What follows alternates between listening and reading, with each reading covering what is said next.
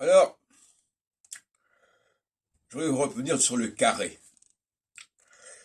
Le carré, l'aspect de carré en astrologie, est mal compris. Il y a eu un contresens à ce niveau-là. Le carré est considéré à juste titre comme une dissonance.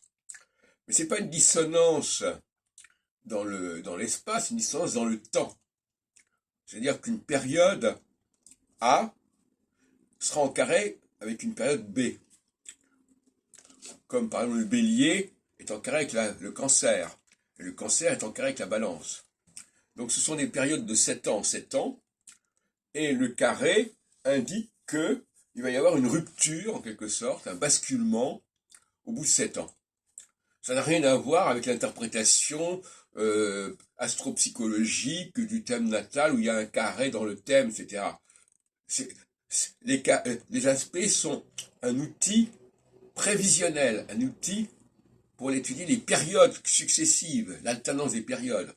Ce n'est pas un outil qui convient à l'interprétation du thème natal. C'est une dérive, là, c'est tout à fait inacceptable. Donc la notion de contradiction, la conduction de contradiction est tout à fait inhérente au carré, à condition de comprendre que, au niveau de la méthodologie, chaque phase doit être confrontée à la phase suivante qui en prendra le contre-pied, qui en sera une alternance, une alternative.